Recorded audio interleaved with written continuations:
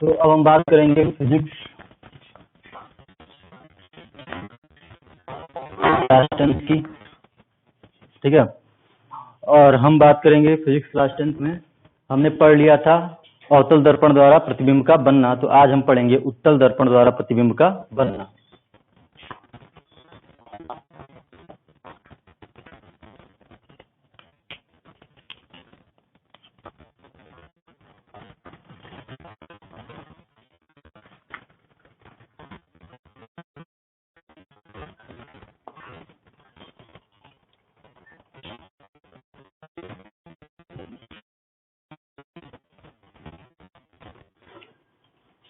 तो उत्तल द्वारा प्रतिबिंब के बनने में हम देखेंगे कि कौन कौन से पॉइंट्स लेने पड़ेंगे। जैसे हमने अवतल दर्पण में 5-6 पॉइंट्स लिए थे, वैसे उत्तल दर्पण में भी देखेंगे। तो उत्तल दर्पण ऐसे रहेगा,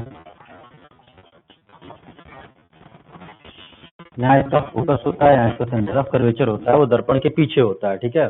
क्योंकि ऐसा गोला होगा तो दर्पण के पीछे होगा। यहाँ अनंत है, यहाँ हमने पढ़ा है कि यहाँ क्या होता है, पोल। हम वस्तु को हमेशा दर्पण के सामने रखते हैं, ठीक है। आप वस्तु को हमेशा, आपके घर में सिंपल मिरर होगा तो आप दर्पण के सामने खड़े होकर अपना प्रतिबिंब बनाते होंगे, ना कि दर्पण के पीछे खड़े होकर, ठीक है। तो दर्पण के सामने रखेंगे तो कितने पॉइंट्स आएंगे, एक तो अनंत पे और एक अनंत और पोल पे। बाकी कोई कंडीशन नहीं आएगा, क्योंकि बाकी सारे क्योंकि फोकस और कर्वेचर उधर है, ठीक है। तो हम रखते हैं वस्तु को अनंत पर। तो वस्तु को अनंत पर रखेंगे तो वस्तु बहुत बड़ी होगी। हमने आपको बताया था अवतल दर्पण में कि जब अनंत से किरणें आती हैं तो वो समांतर होती हैं, ठीक है। तो अनंत से अब किरणें आ रही हैं, एक किरण मुख्य अक्ष के समांतर इधर से और एक किरण मुख्य अक्ष के समांतर इधर से, ठीक है। तो ये अनंत पर रखी वस्तु से किरणें आ रही हैं जो किसके समांतर है, मुख्य अक्ष के। अब हमने पढ़ा है कि मुख्य अक्ष के समांतर आने वाली किरणें दर्पण से परावर्तन के पश्चात उत्तल दर्पण में फोकस से जाती हुई प्रतीत होती हैं। मतलब कि अब जब ये जाएगा से परावर्तित होकर तो हमें ऐसा लगेगा कि ये कहाँ जा रहा है, फोकस से। और ऐसे यही घटना यहाँ भी होगी। मतलब ये दोनों किरणें फैल जाएंगी, ठीक है। ये दो समांतर किरणें आई मुख्य अक्ष के समांतर और इनका परावर्तन हो गया। तो परावर्तन होने के पश्चात ऐसा लगेगा कि ये कहां से जा रही हैं, फोकस से। तो ये तो दर्पण के सामने तो फैलती हुई किरणें हैं, एक दूसरे को कभी काटेंगी नहीं, तो इन्हें काटने के लिए हमें पीछे बढ़ाना पड़ेगा। और पीछे वो कहाँ काटेंगी, फोकस पर। पीछे वो कहाँ काटेंगी, फोकस पर। तो उत्तल दर्पण में अनंत पर रखी हुई वस्तु का प्रतिबिंब फोकस पर बनता है, ठीक है। एक बार फिर से, अनंत पर वस्तु है, दो समांतर किरणें मुख्य अक्ष के आ रही हैं, ठीक है। ये परावर्तित हो गई, ये परावर्तित हो गई। हम जानते हैं कि जो अवतल दर्पण होता है वो एक डाइवर्जिंग मिरर होता है, वो किरणों को फैलाता है। तो इसने किरणों को फैला दिया। हम किरणों को जब पीछे बढ़ाएंगे, क्योंकि सामने तो कहीं काटेंगे नहीं, क्योंकि फैलती हुई किरणें कभी एक दूसरे को काटती नहीं है, तो इसे हम पीछे बढ़ाएंगे तो ये ऐसा लगेगा कि पर काट रही है, ठीक है। तो अब हम प्रतिबिंब की प्रकृति देखें तो प्रकृति कैसी होगी, स्थिति। तो स्थिति कहाँ है, एफ पर, एफ पर अर्थात दर्पण के पीछे, ठीक है। और दर्पण के पीछे बनेगा। वास्तविक रूप में तो काट नहीं रही है, कैसे काट रहा है, आभासी रूप में काट रहा है। तो हमारा प्रतिबिंब कैसा बनेगा, आभासी होगा। बिंदुवत दिख रहा है आपको, ये कैसा होगा, एक छोटे से बिंदु के समान बनेगा, ठीक है।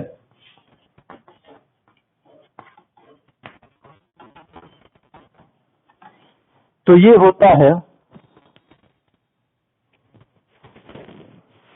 उत्तल दर्पण द्वारा अनंत पर रखी हुई वस्तु का प्रतिबिंब, ठीक है। अगर उत्तल दर्पण के सामने अनंत पर वस्तु रखी है तो उसका प्रतिबिंब दर्पण के पीछे फोकस पर बनता है, बहुत छोटा बनता है और आभासी बनता है, ठीक है। क्योंकि दर्पण के पीछे बन रहा है तो आभासी ही होगा, ठीक है। तो ये पहली कंडीशन होती है, और दूसरी कंडीशन ये होती है कि हम वस्तु को अनंत और पोल के बीच में रख दें। तो दूसरी कंडीशन भी देख लेते हैं, ठीक है। तो अब बात करेंगे दूसरे कंडीशन की।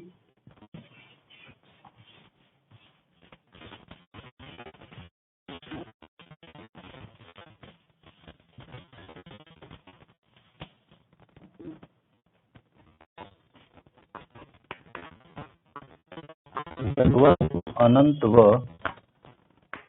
P के बीच हो,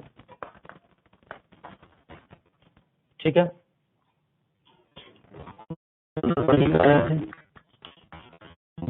लेंगे ये आपका ध्रुव है, ठीक है। आपका फोकस और सेंटर ऑफ कर्वेचर मतलब वक्रता केंद्र उत्तल दर्पण में दर्पण के पीछे होता है। अब हम वस्तु को यहाँ पर ले लेते हैं, ठीक है। तो एक किरण तो हम समांतर ले मुख्य अक्ष की, जैसा हमने लिया है, ठीक है। तो अब ये परावर्तित हो जाएगा और परावर्तित होकर ऐसे परावर्तित होगा जैसे लगेगा कि ये कहाँ से जा रहा है, फोकस से। ये कहाँ से जा रहा है, फोकस से जा रहा है, ठीक है।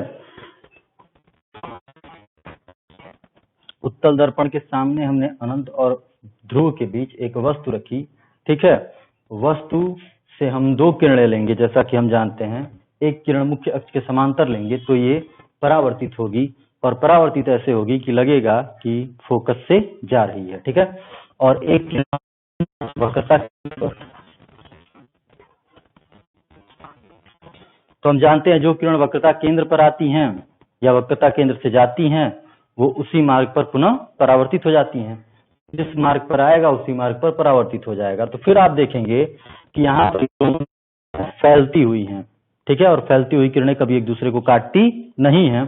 तो इसे हम पुनः पीछे बढ़ाएंगे, तो हम पीछे बढ़ाते हैं इसे, ठीक है। हमने पीछे बढ़ा दिया।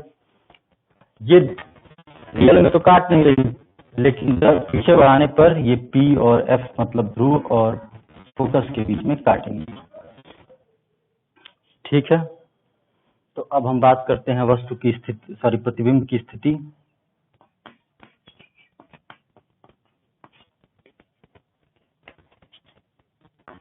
तो प्रतिबिंब की स्थिति कहाँ बना है, P और F के बीच।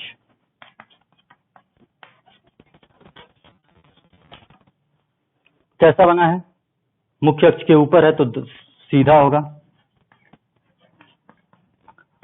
क्योंकि जो रेखाएं हैं, जो किरण रेखाएं हैं, वो एक सच में एक दूसरे को, वास्तविक रूप में एक दूसरे को नहीं काट रही हैं, आभासी रूप में काट रही हैं, पीछे बढ़ाने पर काट रही हैं। इसलिए ये प्रतिबिंब कैसा होगा, आभासी होगा। और P और F के बीच दर्पण के पीछे। वस्तु से आपको छोटा दिख रहा है तो वस्तु से छोटा होगा। तो ये था उत्तल दर्पण द्वारा प्रतिबिंब का बनना। उत्तल दर्पण से प्रतिबिंब बनाने के हमारे पास केवल दो शर्तें हैं, दो कंडीशंस हैं। एक पहला कंडीशन जब वस्तु अनंत पर रखी हो, और दूसरा कंडीशन जब वस्तु अनंत और ध्रुव के बीच रखी हो। तो जब अनंत पर रखी रहेगी तो उसका जो इमेज बनेगा वो फोकस पर बनेगा, बिंदु के समान होगा, आभासी होगा, सीधा होगा, ठीक है। और जब अनंत और पोल के बीच में रखा रहेगा तो प्रतिबिंब P और F के बीच बनेगा, सीधा होगा, आभासी होगा और वस्तु से छोटा होगा। और दोनों का हमने इमेज बनाकर देख लिया, ठीक है। तो ये उत्तल दर्पण द्वारा प्रतिबिंब का बनना था। हमने अवतल दर्पण, उत्तल दर्पण पढ़ लिया, हमने सिंपल मिरर पढ़ ही लिया है। अब हम पढ़ेंगे साइन कन्वेंशन अर्थात चिन्ह परिपाटी।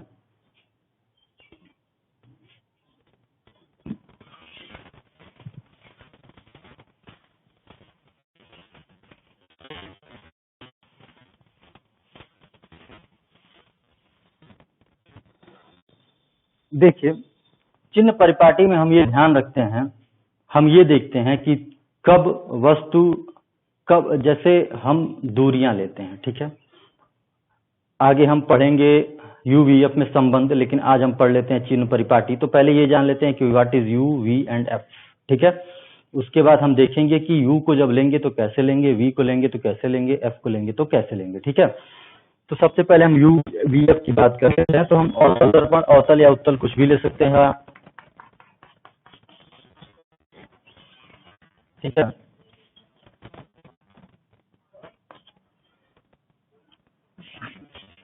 इसको हम नहीं लिखते हैं, ठीक है।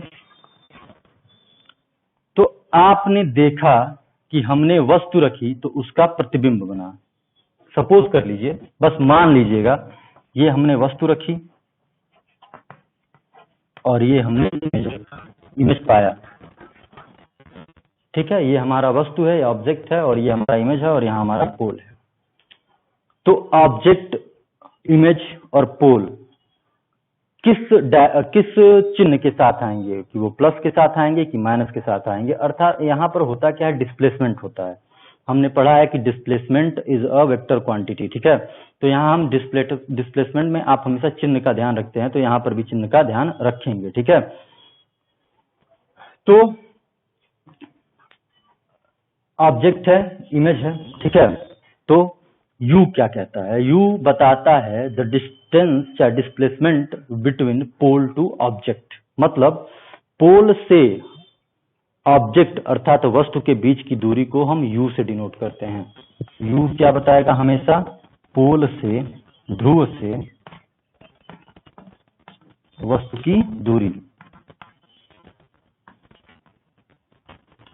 ध्यान दीजिएगा, ध्रुव से हमेशा दूरियां, भी हम जब नियम बताएंगे साइन कन्वेंशन का, तो उसमें पहला नियम यही होता है कि दूरियां हमेशा ध्रुव से ली जाती हैं, ठीक है। तो हमेशा पहले ध्रुव का बात आएगा।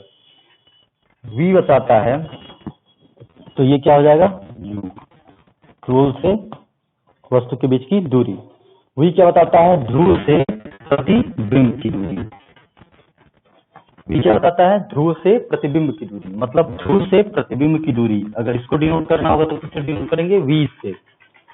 एफ, हमने फोकस के बारे में पढ़ा है, फोकल लेंथ भी बताया था हमने। फोकस दूरी क्या होती है, तो पोल से फोकस के बीच की दूरी।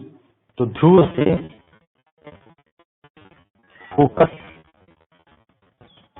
के बीच की दूरी, अर्थात यू बताता है ध्रुव से वस्तु की दूरी, वी बताता है ध्रुव से प्रतिबिंब की दूरी, और एफ बताता है ध्रुव से फोकस के बीच की दूरी। ये होता है यू, वी और एफ। आज हम, अब इसके बाद हम बात करेंगे कि साइन कन्वेंशन क्या होता है, ठीक है। पहले हमें यू, वी, एफ समझना था, हमने समझ लिया।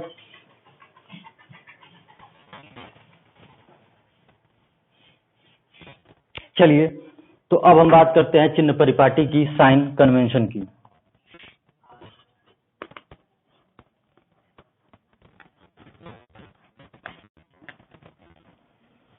तो साइन कन्वेंशन, तो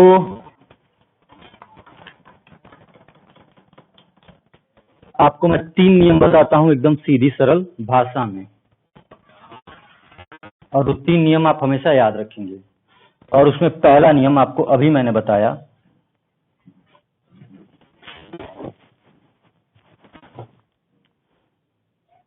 पहला नियम ये बताता है कि दूरियां हमेशा ध्रुव से ली जाती हैं, ठीक है। पहला नियम क्या बताता है, दूरियां हमेशा ध्रुव से ली जाती हैं। आपने देखा भी होगा, हमने यू को हमेशा ध्रुव से लिया, ध्रुव से वस्तु की दूरी, वी को हमेशा ध्रुव से लिया, ध्रुव से प्रतिबिंब की दूरी वी कहलाती है, और एफ को भी हमने ध्रुव से ही लिया था।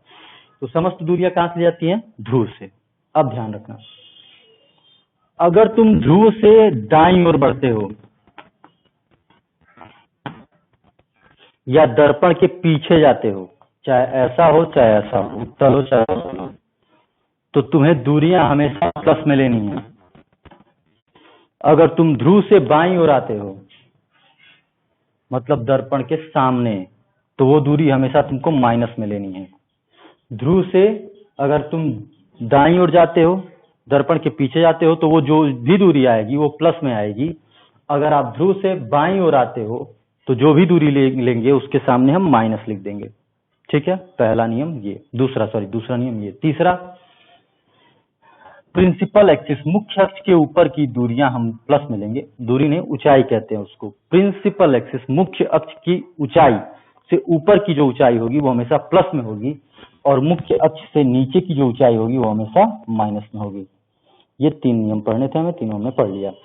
पहला, समस्त दूरियां ध्रुव से लेंगे। दूसरा, अगर ध्रुव से दाईं ओर जाते हैं तो प्लस में, ध्रुव से बाईं ओर जाते हैं तो माइनस में। तीसरा, मुख्य अक्ष से नीचे की ऊंचाई माइनस में, मुख्य अक्ष से ऊपर की ऊंचाई प्लस में होती है। आप इसको पॉज करके मेरे सेंटेंस को आप कॉपी में नोट कर लीजिएगा, ठीक है, और फिगर भी बना लीजिएगा, ठीक, कि दाईं ओर प्लस, बाईं ओर माइनस, ऊपर प्लस, नीचे माइनस और समझ दूरियां ध्रुव से, ठीक है।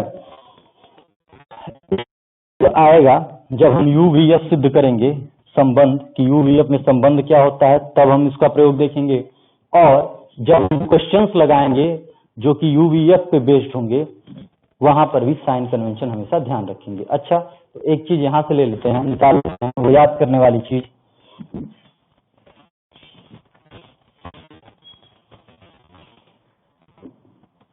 ये उत्तल है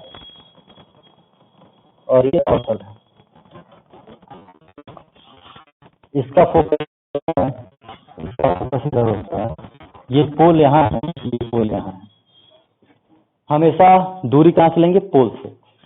आप अगर थोड़ा सा ध्यान दें तो पोल से जब आप अवतल दर्पण की फोकस दूरी मापेंगे तो आप किधर बढ़ रहे हैं? बाईं ओर। और यहाँ देखेंगे कि पोल से जब आप उत्तल दर्पण की फोकस दूरी लेंगे तो किधर जा रहे हैं? दाईं ओर। इधर दाएं आ गए आप और इधर बाएं चले गए आप। अर्थात अवतल दर्पण की हमने अभी बताया कि ध्रुव से बाईं ओर माइनस में, ध्रुव से दाईं ओर प्लस में, ठीक। अर्थात अवतल दर्पण का फोकस दूरी हमेशा माइनस में होता है।